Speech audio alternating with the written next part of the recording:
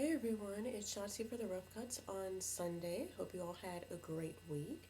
Today I'm going to be talking about a movie from 1959 entitled Capo. It's directed by the Italian director Gillo Pontecorvo, who is considered to be one of Italy's greatest directors, and it's starring a very young Susan Strasberg, as well as noted French actor Laurent Terzieff and Emmanuelle Riva. Like the film opens with a young girl named Edith, who's played by Susan Strasberg, and she is on her way home from a lesson when she sees her parents being hauled off to a concentration camp. She sees them, she runs up towards them, then of course she gets taken too. When she's in the camps, she's separated from her parents and she wants to go and find them. Instead, she is found inside of one of the barracks. She hasn't been registered yet. Another prisoner who's there, played by Didi Perego, she sees her Star of David, rips it off of her neck, and she takes her over to the doctor, who takes pity on her, and he gives her the clothes of a prisoner who had just passed away, who was part of the criminal class, named Nicole. So from then on, she's known as Nicole. She sees her parents being hauled off to the gas chamber. And at this point in time, she's determined to just kind of survive. She's in a daze and she's not quite herself, but she just wants to survive. And because she's part of the criminal class, she's seen as above the other prisoners. You know, the ones who are political prisoners, the ones who are Jewish prisoners.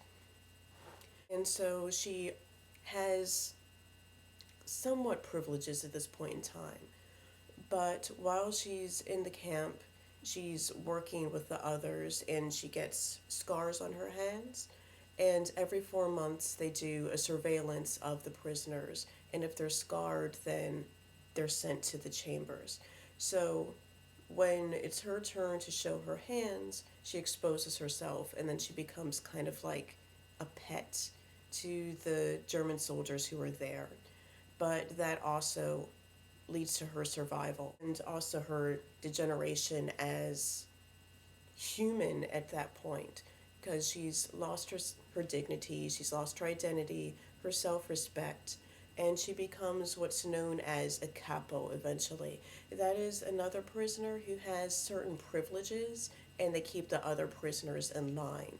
But because of that, the regular prisoners, they fear them and also they don't really respect them. And a lot of them just really abuse their authority.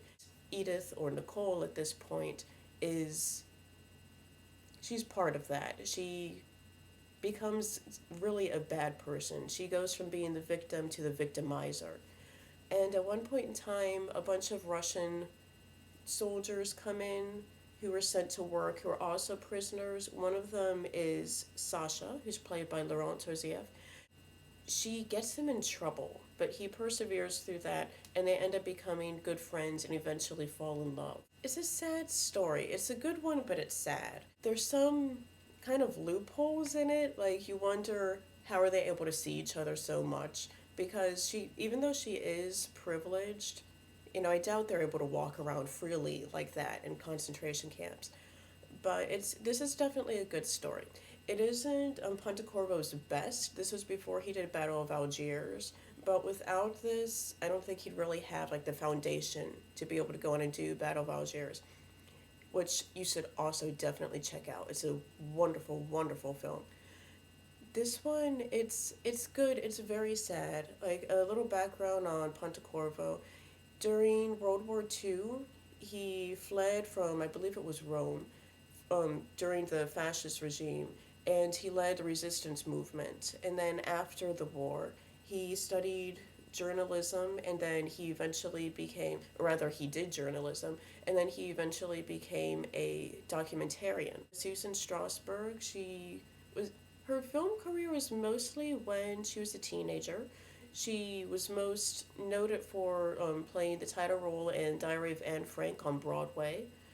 And then that was 4 years prior to her doing this film. And Laurent Terzieff just passed away last month, and he was one of France's top actors. Career spanned over 50 years. And you should definitely check out this movie. It's sad, it's long, it's just under 2 hours, but it